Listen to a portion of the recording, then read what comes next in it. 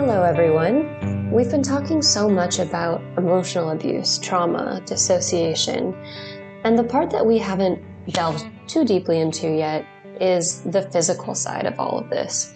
We did get there with dissociation, but we wanted to go a little bit further. So, how does trauma settle in the body? What is the connection between the body and mind and somebody who's been traumatized? And how can we intervene on this? Kibby has a lot of experience actually with yoga and working with the body and mind. So she's going to be talking a lot today about her experiences in Thailand. And I'm really excited to hear about that because it's actually something I don't know too much about. Really? Have we not talked about? Oh my gosh. Okay, great. Yeah. I know. Well, you gave me a massage once, and that was awesome. And I know it's how you got into psychology, but I don't really know much of the details about it, the personal journey aspect. Yeah, it's weird that this is the first time, season 3, that I'm talking about my yoga background, because it is so fundamental to how I got into psychology that I can't believe. Well, I'm happy to talk about it. I'm excited. So, I mean, one thing that you and I have talked about is that you have such a connection with your body and things like dance and comfort and just basically the way your body feels and expresses itself is a huge part of your feeling of safety or joy or emotion or whatever. And I've never felt that connected to my body. And I don't know whether there's actually something wrong with my connection with my body, or if it's just not something I think about very easily. But it was so interesting. The reason I went on Lexapro in the first place was I had so much physical anxiety that I was experiencing pretty early on in my relationship, maybe 6 months in. And it just felt like this nausea kind of feeling, just this kind of compression, this yuck feeling. And I mean, I was doing so much invalidation of myself and my feelings because I was so worried it was just, my commitment issues. But I remember the day that I ended my engagement, I was able to breathe fully for the first time. And I had just felt for 2.5 years that I could only get my breath up to 60 or 70% capacity. I always just felt like there was a compression in my chest or my lungs. And I was just marveling that night at, oh my God, I'm able to feel my breath. Like it's opening up. It feels light, airy, possible again.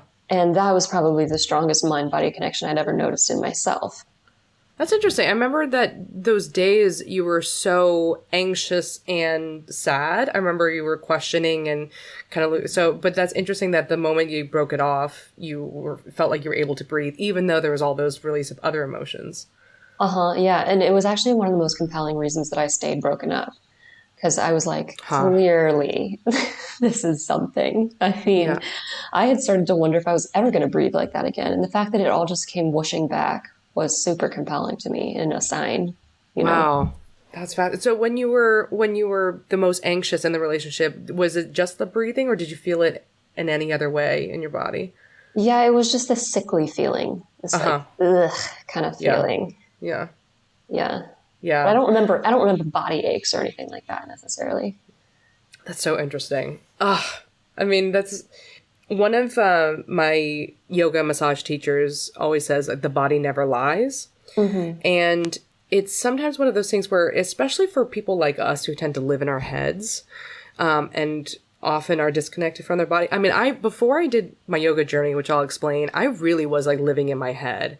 I would explain things mentally. I would try to reason and problem solve my way out of things, try to understand it from an intellectual, that's why I started studying psychology, to kind of take my pain and put it in my brain.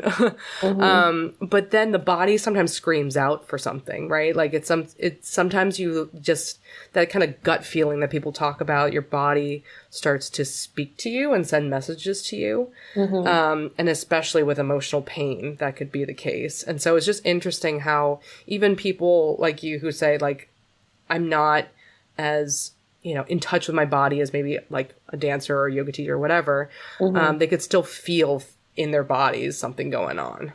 Yeah. Kind of emotional journey. Yeah, it's definitely anxiety for me. It's just always that sickly feeling that comes up. But I mean, it's interesting because I was taught to, with people who are not white, especially who are not white American, to ask about somatic symptoms more because other cultures who aren't so heady with their emotions and talk about it in such this like therapeutic way because they don't go to therapy, right? That's such an Right. American concept. They can hold so much in their bodies. Yeah. I mean, do you have an experience with that of holding your? Yeah. I mean, I think, I came to it with my own personal experience.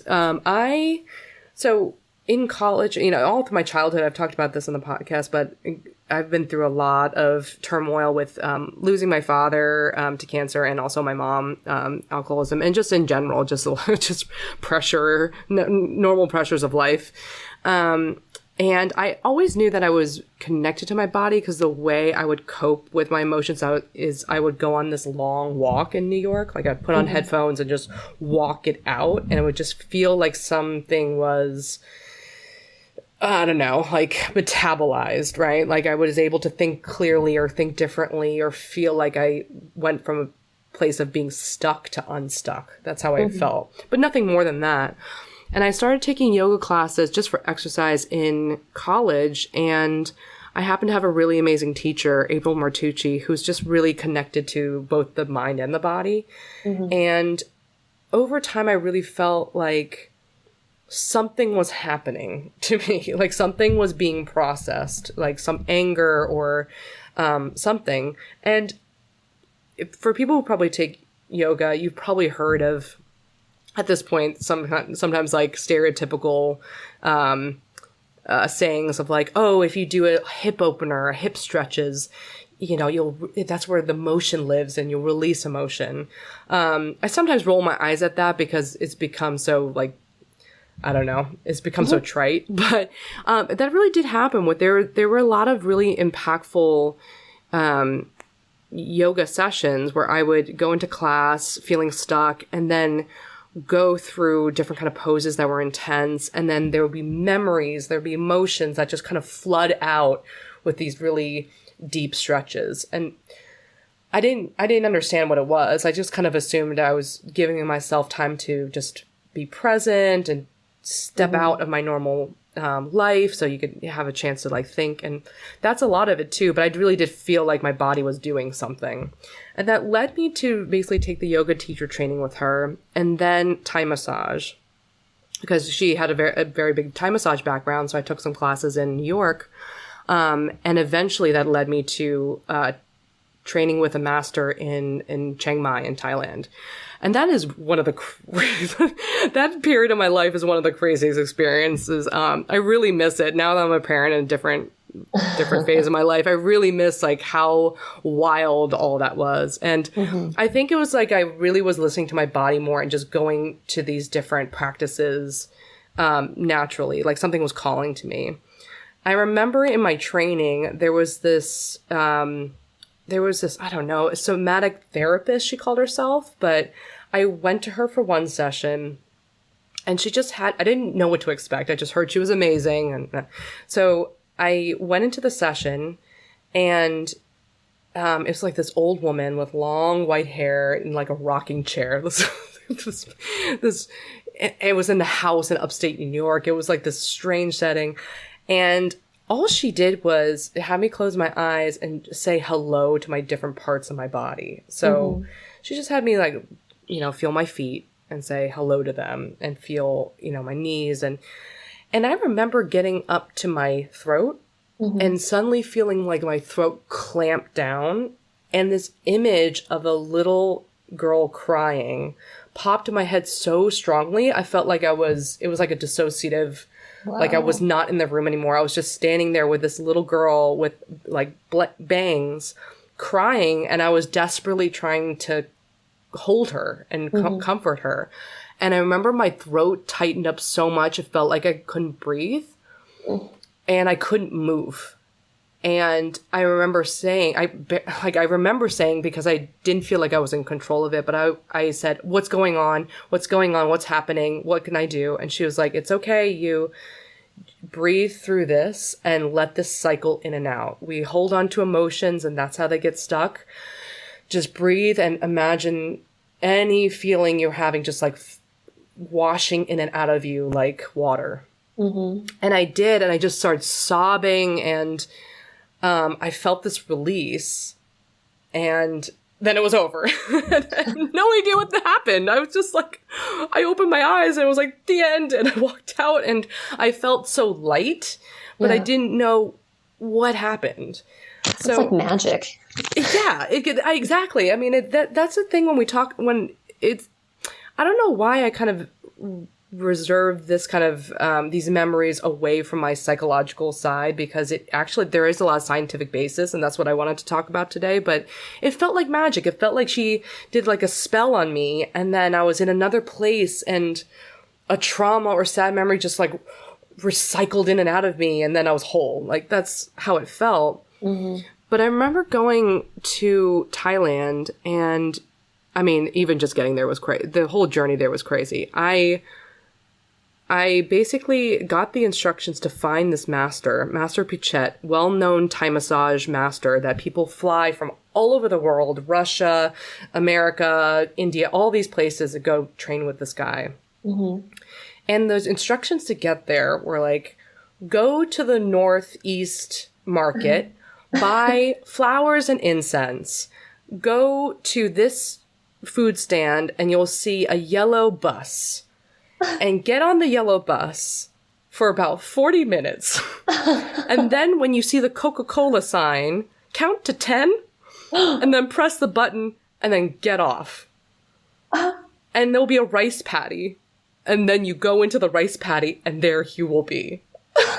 I remember the night before, oh my God, the night before, we didn't have Google Maps on our phone, like we didn't have anything. So I was like, what am I doing? Am I just, am I going to be trafficked? Like, what is happening here? Uh-huh. I was terrified, but I did it. I did follow the instructions, and I ended up in this little house in the middle of a rice paddy, where this skinny little Thai man who had this bowl cut because he cut his own hair with a bowl, wearing t-shirts of like Mickey Mouse and like khaki shorts and flip-flops, because that's what his students have given him from America over the years. He was like 50 something, and this like funny little Rafiki from Lion King kind of energy is like, weird and kooky and cheeky. And he taught these classes from just his garage, which he made into a massage temple. Uh-huh. And I learned that Thai massage was not just, I thought it was just like a way to feel good and get massaged and they stretch you and whatever. But actually it's the history of it, which I won't go deeply into, but it was supposed to be developed by the doctor of the Buddha. Mm-hmm. And the idea was that sickness, mental and physical, comes from getting things stuck in the body. Mm-hmm. Emotions, blood, there's no circulation, so things are stuck. And your job as the Thai massage therapist is to get them unstuck, right? So it's like doing yoga on someone for people who haven't had them before. It's like you use your body to kind of, like I'll use the heel of my palm to kind of lean on places that feel tight and kind of go rhythmically. And you're supposed to actually go up and down these energy channels in the body.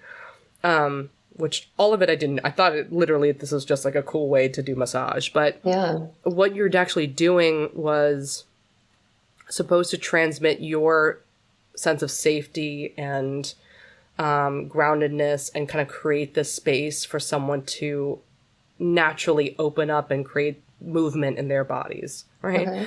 Kind of like what we do in therapy, but we do it through talking, right? So this really did feel like you're creating this healing space for someone in their own bodies. And gosh, I remember like things that I don't even know how to explain. Like there was one girl who just ended up there following a friend. She was like a tourist from Canada and was just visiting and thought this was cool and decided to come with her friend who was a massage therapist and was there for one day. And she sat there kind of looking guarded, like, this is so weird. What am I doing here? Like young blonde, kind of chipper, and I'm American. This is so cool. And Master Pichest pointed to her and pointed to one of his main students and said, go work with her. And the girl's like, what? Oh, I'm getting massage. This is so fun. And I think, like, all I saw was the main student just placing their hand on, like, a shoulder or an arm, just really slowly, like, one touch per 15 minutes, and would move so slowly. And suddenly the girl burst into tears so loudly that a sound came out of her that did, like, the cheeriness went away. It sounded like this agony scream of, like, deep despair, to the point where we all stopped and looked, because it was just so, she was just howling and sobbing. And then that was like for an hour. And then afterwards she just sat up, and I don't know, that she just looked different. And I remember being on the bus with her back. She wouldn't speak. She was just like smiling, but just kind of like looking far away. And on the bus back, I was like, "Are you okay?" She's like, "Yeah, I've never felt like this in my life." I was like, what's going on? And she says, "I really don't know how to describe it, but I just feel here for the first time." Wow. I have this jealousy feeling of like, what could come out, you know? You just press on my shoulder. Right, exactly. Just out pops like old traumas, and then you're done, you know? I know. You don't have to do weeks and weeks of therapy. Just have someone hold your shoulder for a little bit. I know. It's really, I had so many stories of like that. There was, you know, a man who had severe trauma through war, and he was an African-American man who was very, very kind, but barely could walk. Mm-hmm. But he said, like, I could walk. They told me I would never walk. I'd be like a quadriplegic, but I come here to get my treatments, and now I can actually walk. And he doesn't know how that happens, but yeah, this teacher who was this adorable Master Pichest, this adorable Thai man, all his lessons were, he barely could speak English, but he taught like all these lectures with just like 40 words of English. And then he kept saying, like, listen to body, listen to body. That was his main lesson. Listen to body. And what we learned over time was like the body can heal itself. It just needs to process out some of this stuck points, and it needs to just circulate and get back to its normal functioning state. But we're so away from our bodies all the time that the body can't do it. It just is constantly like thwarted from doing its thing. So the object is to teach other people through the massage and yourself, like, listen to your body. So yeah. Do we know how to enhance that ability? I mean, it's weird that I say I don't have this mind-body connection that's very strong. I don't know that that's true, because I do feel anxiety so strongly in my body. Yeah. Like, there are some topics, if people even talk about it, I'll like have to stop, and it's not because mentally I can't handle it. I can be totally interested, but I'll just be like, my body, I can't take it. Like, this sickly, nervous, nausea feeling is just too overwhelming. But I'm like, I can't get it out. Well, I mean, I think listen to body would be the lesson, right? For you, that actually does make sense. And now that we're talking about it, you are very somatically in tune. Like, your body speaks a lot. It's just about learning to listen, right? We talk about this with emotion regulation all the time. When you listen to your emotions, you know how to take care of yourself. And a lot is your body saying things, right? So for you, I know that you pride yourself on being so open-minded and delving into really hard viewpoints and topics and people and areas and countries and places, and being very brave and just kind of throwing yourself out there and just like taking it all in. But maybe your body sometimes is the access point of like, stop, wait, I can't handle this. This is my boundary. I can't do this. Right. Yeah. Because I know that's the case with you more than it is for your mind. Your mind goes, you could talk about really hard things and go there.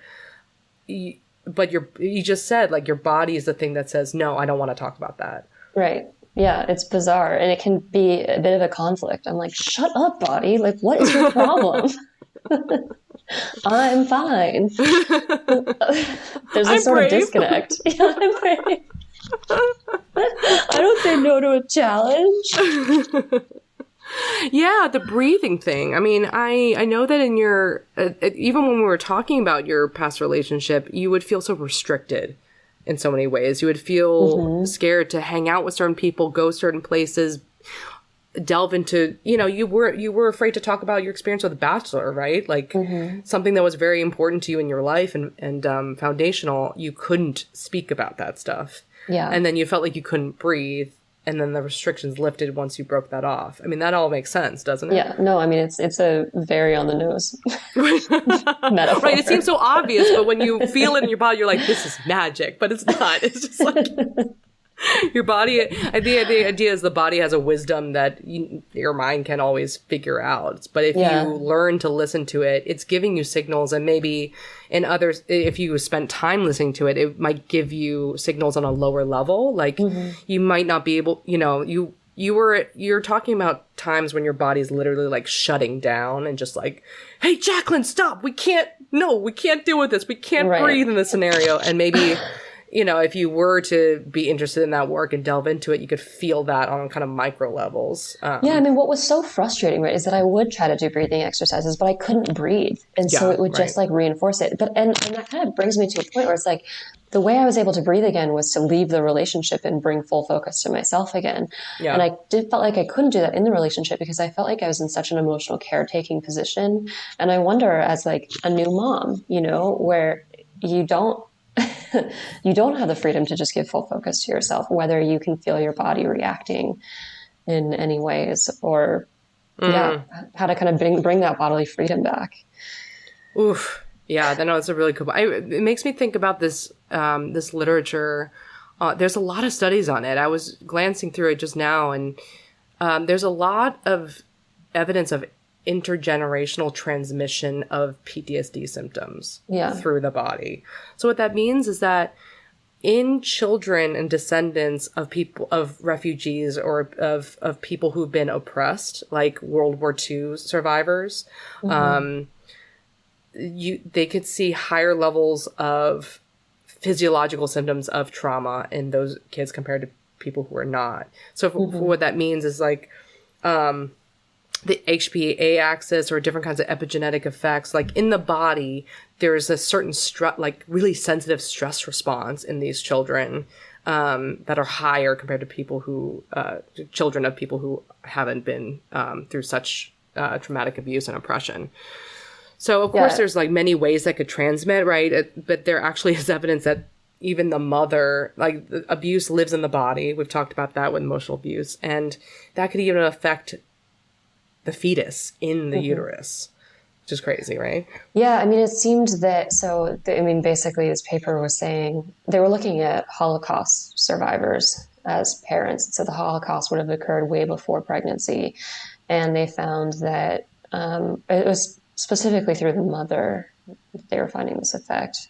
There may have also been effects from the father, but what I was reading was mostly talking about the mother. So there's both this, like, I guess these mothers who had PTSD had altered cortisol levels, and then the children did as well. And it seemed unrelated because it's not like the trauma occurred during the pregnancy. But this seemed to be a genetic effect and also a uterine effect. And of course, there's all sorts of ways that this trauma can be transmitted. I mean, that also PTSD is going to impact attachment levels. The relationship. Yeah.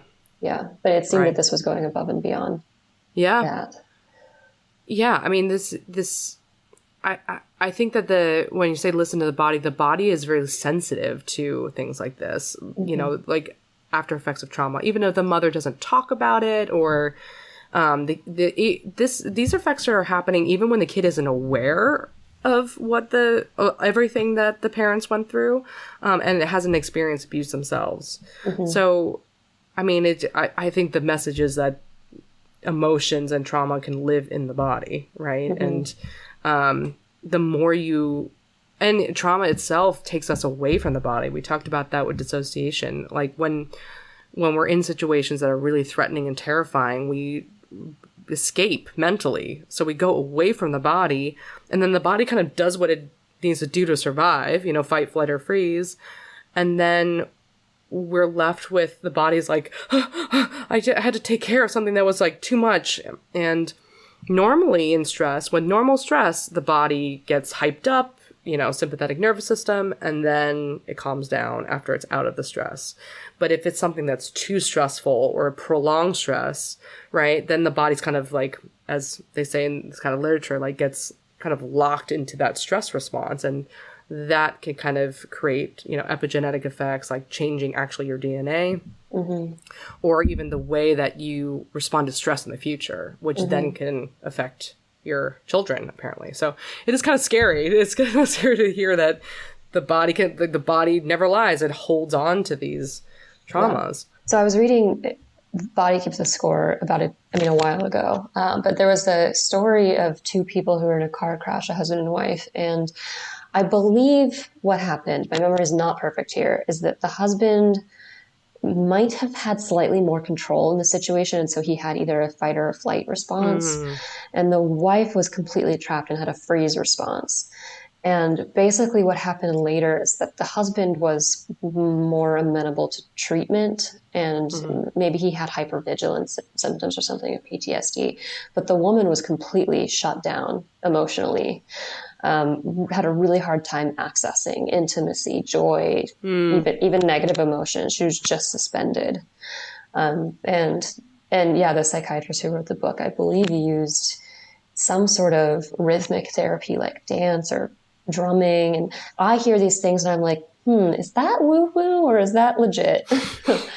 But it was, some people, and I was reading about this with sexual trauma.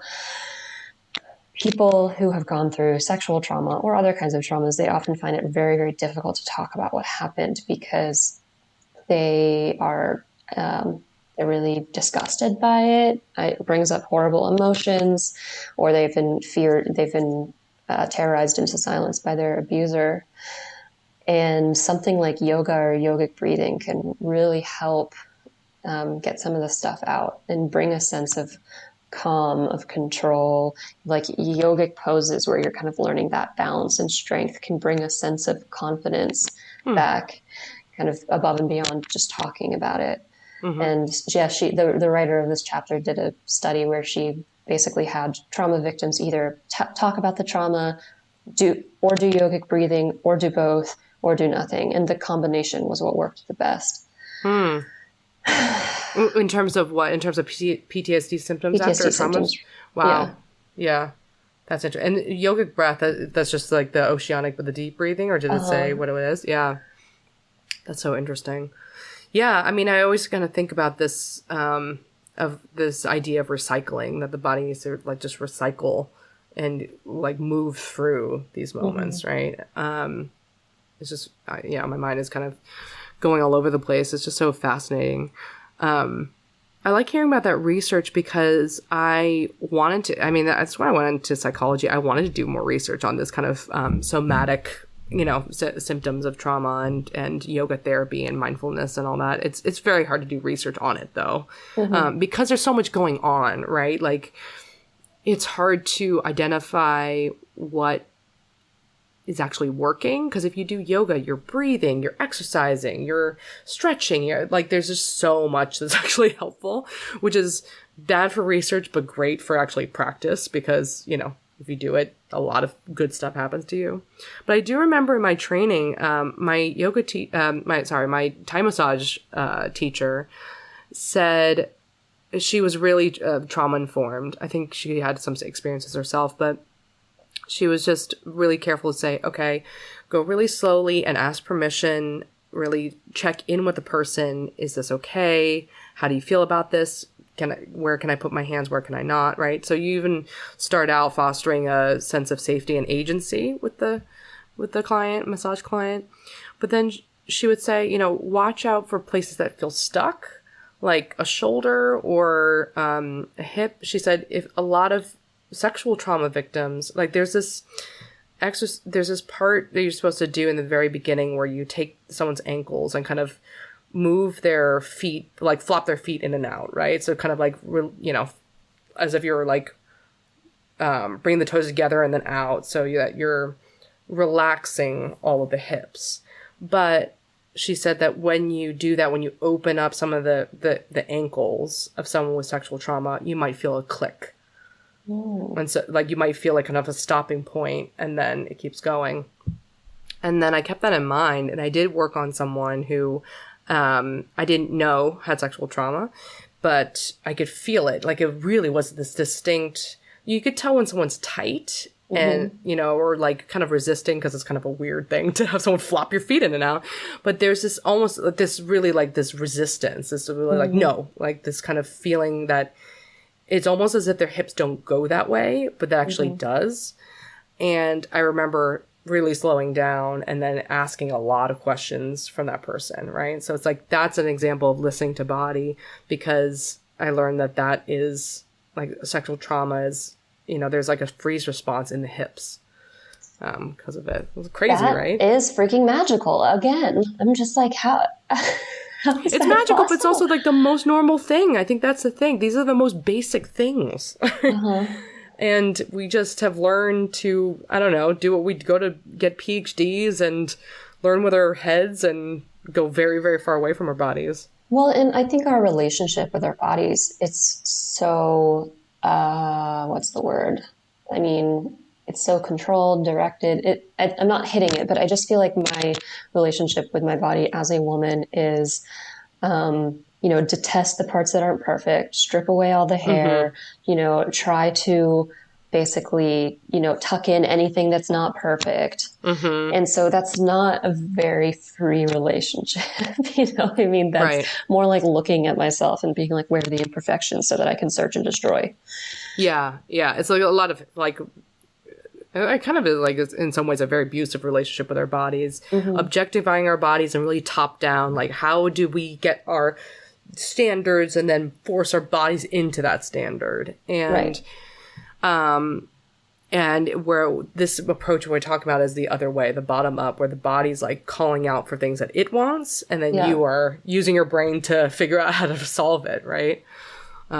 I feel that a lot with motherhood, that it's a real challenge to start to learn to not see your body as something that's an image or like a function or, you know, a sign of, I don't know what, like social status or whatever you want, but it's a place where life is created and it has to go through all sorts of changes to make that happen. And it's a real, like, if you're not used to listening to your body, you will be forced to when you're pregnant, because you will suddenly crave a family style box of bacon, and that's that's the only thing you could eat that day, right? So so it's really, I mean, it's magical, but like it's the most natural thing. So I mean, so what do we do about all this? What do we know of any treatments or interventions? Well, do yoga, listen to your body. But yeah, I think just for just a basic tip level, I think it makes sense to start to learn to just like, even just think of the phrase, listen to body. Before I really dove into this stuff, I just started to listen to my body. If I was a little tired, I wouldn't try to crank it up and try to chug a bunch of coffee and force it into something. It was needing rest, right? Or if you feel like kind of a freeze response or that kind of hesitation towards someone or something that you think should be something you go to, it's like, oh, wait, okay, my body's telling me I need to step back or slow down, right?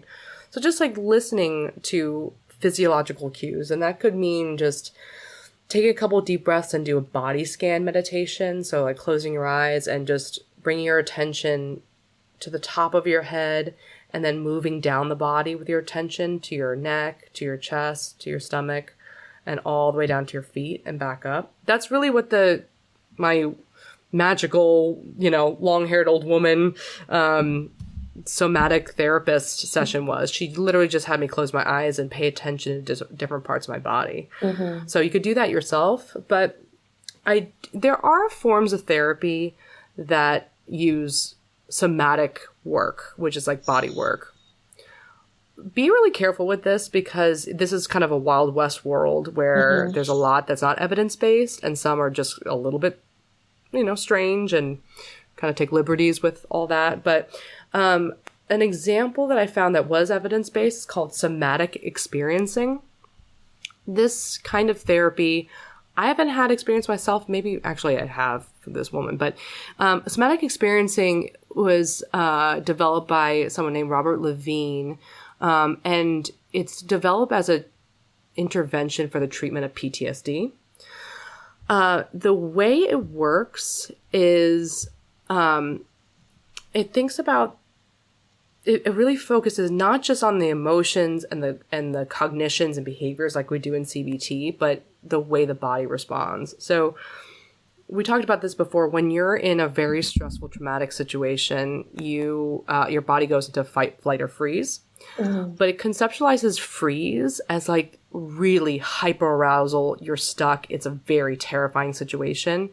And it's like an impala being almost eaten by a lion. It freezes to look like it's dead, so that the lion will just kind of let go and, wander away.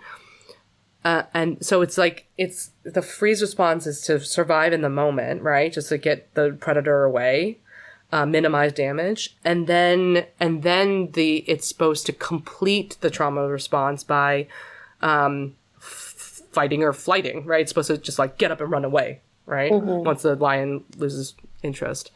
But when people go when they have sexual trauma, when they've been in other kinds of traumas, they might be stuck in the freeze response, that kind of very helpless. I didn't do anything. I felt like my body didn't work. I felt like out of control. And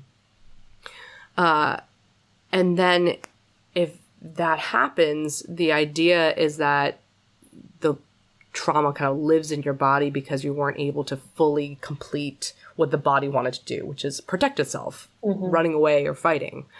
So I don't know much about the therapy. This is just what I read a little bit. So take it for a grain of salt and, read more into this as you want. But the idea is that the therapist who does somatic experiencing therapy will guide the client to pay attention to physiological responses of trauma. Whatever that means, whether it's like this tightening in the chest or inability to breathe, right? Maybe like twitches in the body, maybe urges to run or fight or punch someone, right? So like just really learning to pay attention to those sensations. And then it's kind of like this interceptive exposure. Like it's just noticing and then learning to kind of tolerate and accept. So instead of just paying attention then to those parts and then, kind of running away in your mind or avoiding them, it's like, no, let's really pay attention and start to listen to them. And then the idea is that the body, once it starts to do that, it does kind of go into those, the motions it needs to complete, whether it's cry or fight or run away. And that's called the discharge process, where the trauma-related activation is resolved. Mm-hmm. And then the other part is to pay attention to other feelings in the body that are empowering. Kind of like what you said, like the yoga poses that feel empowering or strong, or other parts of the body that feel good or grounding and soothing. So you are also, it's like, it's called inhibitory learning. It's like learning the powerful moments and the feelings of power in your body, right? Yeah. So the difference is that from other CBTs is that you don't go into the trauma narrative. You don't necessarily like talk about what happened. You might do it gently, but when it comes up, but the focus is on the physiological responses to trauma. So, I mean, there's a really interesting meta-analysis that looked at all these different studies on the effects of somatic experiencing and found that actually it is effective in treating all these different PTSD symptoms. So there's actually some empirical basis for it. So this makes me, I think you've been saying this for ages, but it makes me want to start a center where we have like therapists and yoga teachers and, Thai I would love it. massage That's a dream. I know. Maybe we'll do it. We'll win the lottery. That's what we talked about. So you can have your animal conservation, and in there will be a center for movement and therapy and couples therapy and yoga therapy and all this fun stuff that we like. So that is the dream. Okay, Kibby, well, this has been fascinating. What resources do you have? So we've mentioned this book a couple times. I think we've linked it before, but it's such a good one. It's called The Body Keeps the Score, Brain, Mind, and Body in the Healing of Trauma by Bessel van der Kolk. And I'll also link the research on somatic experiencing on the website. And I did find a handout and some information about somatic experiencing. I'll put that on the website. Again, I don't know what the best resource for that is, because this isn't something that I've researched myself. But at least I'll put up what I found so that people can, delve in more and research a little bit more. Excellent. Well, if you all would like us to feel powerful in our bodies, please rate, review, and subscribe, and we'll see you next time. By accessing this podcast, I acknowledge that the hosts of this podcast make no warranty, guarantee, or representation as to the accuracy or sufficiency of the information featured in this podcast. The information, opinions, and recommendations presented in this podcast are for general information only, and any reliance on the information provided in this podcast is done at your own risk. This podcast and any and all content or services available on or through this podcast are provided for general, non-commercial informational purposes only and do not constitute the practice of medical or any other professional judgment, advice, diagnosis, or treatment, and should not be considered or used as a substitute for the independent professional judgment, advice, diagnosis, or treatment of a duly licensed and qualified healthcare provider. In case of a medical emergency, you should immediately call 911. The hosts do not endorse, approve, recommend, or certify any information, product, process, service, or organization presented or mentioned in this podcast, and information from this podcast should not be referenced in any way to imply such approval or endorsement.